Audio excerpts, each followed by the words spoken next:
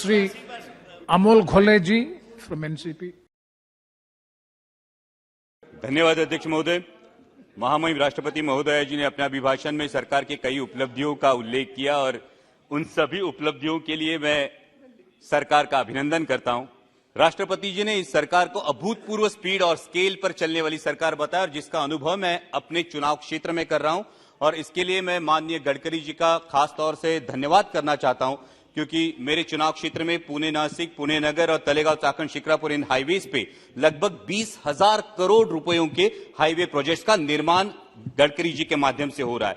और साथ ही में माननीय रेल मंत्री जी अश्विनी कुमार वैष्णव जी का भी मैं धन्यवाद करना चाहूंगा, क्योंकि मेरे क्षेत्र का जो 25 साल का सपना था उस सपने को यानी Pune Nashik semi high speed rail को उन्होंने हरी झंडी दिखाई है। And I would like to put on record of this house कि इस प्रोजेक्ट को गति देने में महाराष्ट्र के पूर्व उप मुख्यमंत्री माननीय अजीत दादा पवार और विद्यमान उप मुख्यमंत्री देवेंद्र जी फडणवीस इन दोनों का भी योगदान महत्वपूर्ण है। अभिभाषण में की गई आदिवासी विकास की बात निश्चित ही सराहनीय है और सह्याद्री में जो मेरे आदिवासी बांधव बसते हैं उनके उत्पन्न का एक प्रमुख स्रोत है बाढ़ हिरडा। लेकिन बाढ़ हिरडा को वन उपज से बाहर निकाला जाए, उसको डायरेक्ट मार्केट लिंकेज किया जाए और साथ ही में उस पर प्रक्रिया उद्योग हो तो आदिवासी भाइयों के लिए लाभदायक साबित होगा। अध्यक्ष महोदय, मेरे क्षेत्र में आदिवासी विकास के लिए एक इनोवेटिव प्रोजेक्ट राष्ट्रीय वनौषधि संशोधन केंद्र का प्रस्ताव आयुष मंत्रालय के निर्देशानुसार बनाकर सरकार को भेजा गया है, जो मंजूरी के लिए प्रलंबित है। उस पर तुरंत कार्यवाही हो, ऐसी मेरी मांग है, ताकि सरकार की कहनी और कथनी और करनी में कोई अंतर न रह जाए। सरकार ने गरीब परिवारों को पक्के घर देने की बात की, लेकिन महाराष्ट्र के पिंपरी चिंचवड़ में लगभग 5 लाख देशवासी ऐसे हैं जिनके घरों पर अनऑथराइजेशन का खतरा मंडरा रहा है और उसकी वजह है डिफेंस का रेड जोन।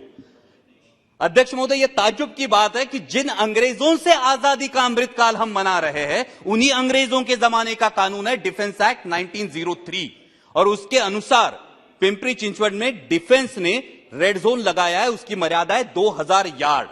और जो आजाद हिंदुस्तान ने कानून अपनाया यूएन का स्टेक रेगुलेशन, जिसको 2005 में अमेंड किया गया, उसके अनुसार रेड जोन की मर्यादा 2000 यार्ड नहीं बल्कि सिर्फ 270 से 500 मीटर होनी चाहिए।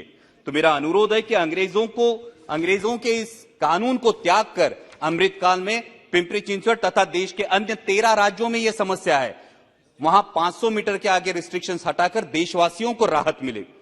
इन्हीं अंग्रेजों के जमाने की एक संस्था है अध्यक्ष महोदय, आर्कियोलॉजिकल सर्वे ऑफ इंडिया, और इस आर्कियोलॉजिकल सर्वे ऑफ इंडिया के नियमों की वजह से पूरे हिंदुस्तान की जो प्रेरणा है, हिंदवी स्वराज्य संस्थापक छत्रपति शिवाजी महाराज, उनके जन्मस्थल किले शिवनेरी पर आज तक परमानेंट भगवा ध्वज नहीं है।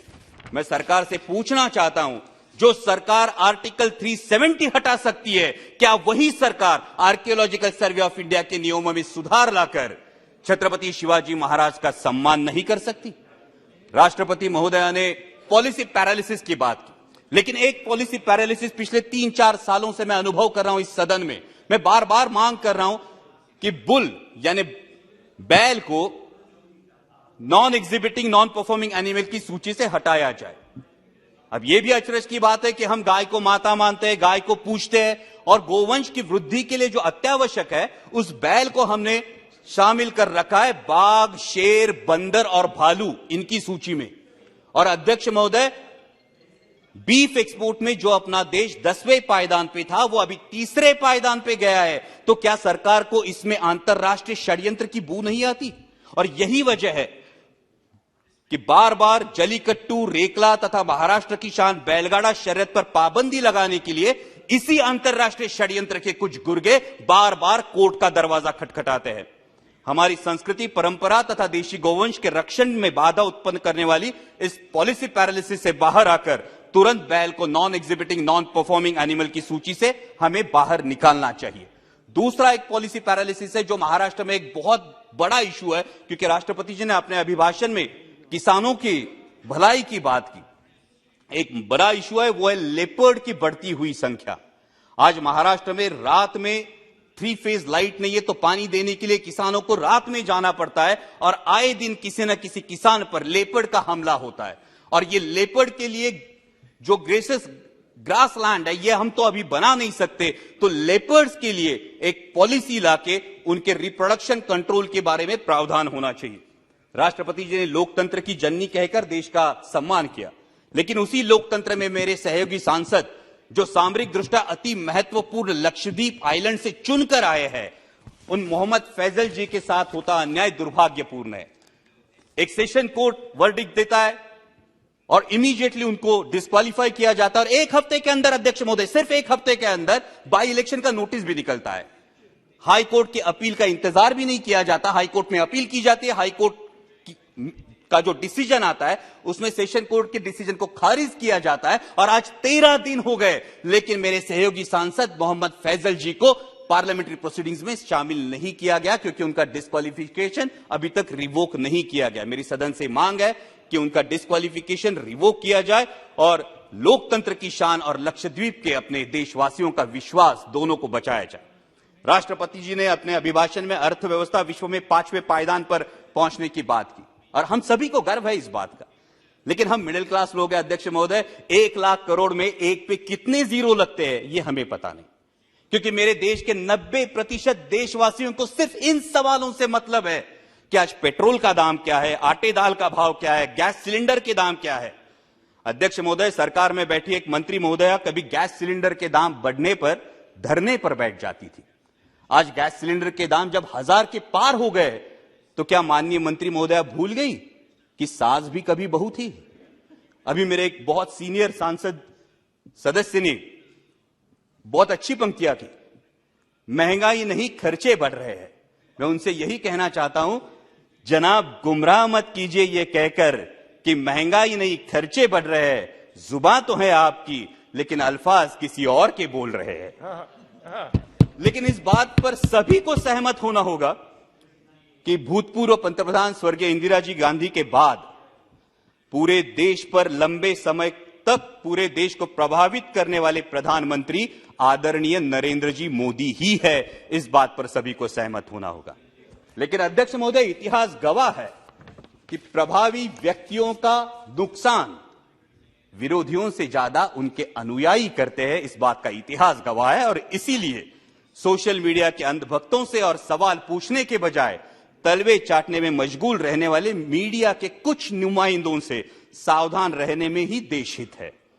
राष्ट्रपति जी ने कहा कि देश विकास की ओर बहुत तेजी से बढ़ रहा है, लेकिन अध्यक्ष महोदय, वास्तविकता यह है कि उतनी ही तेजी से मेरे देश का माहौल बिगड़ रहा है। G20 की हम अध्यक्षता कर रहे हैं, ये गर्व की बात है, और G20 का लोगो देखिए तो बहुत ही प्यारा लोगो है, जिसमें हम विश्व को बता रहे हैं वसुधैव कुटुंबकम।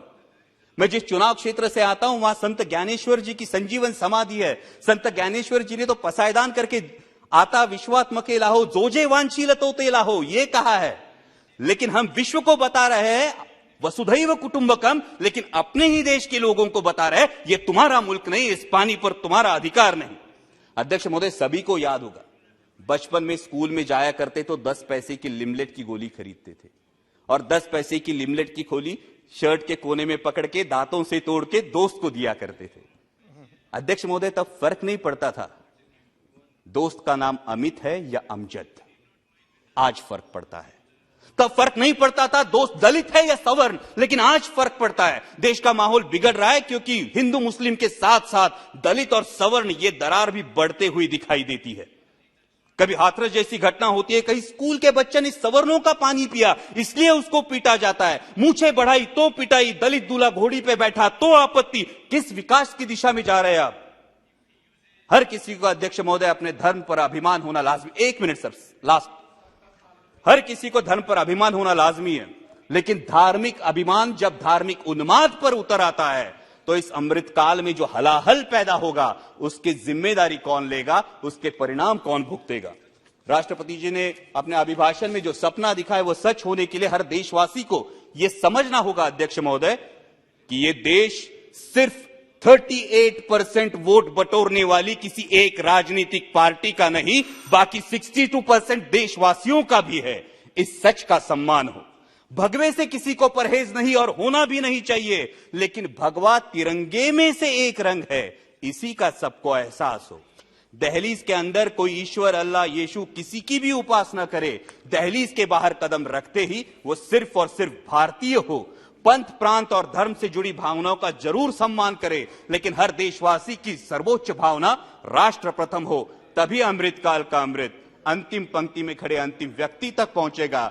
डाल डाल पर फिर सोने की चिड़िया का बसेरा होगा और इस अमृतकाल में मेरा राष्ट्र विश्व की महाशक्ति बनकर उभरेगा। जय हिंद, धन्यवाद। Thank you.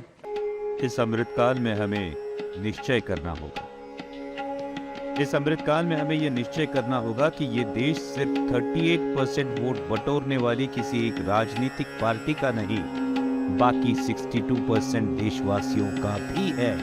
इस सच का सम्मान हो। भगवे से किसी को परहेज नहीं और होना भी नहीं चाहिए, लेकिन भगवा तिरंगे में से एक रंग है, इसका सभी को एहसास हो।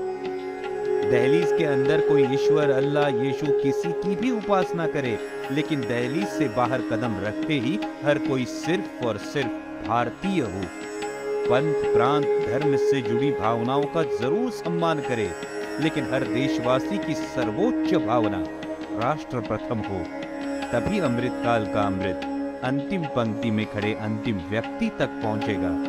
डाल डाल पर सोने की चिड़िया का फिर से बसेरा होगा और इस अमृतकाल में हमारा राष्ट्र विश्व की महाशक्ति बनेगा। जय हिंद।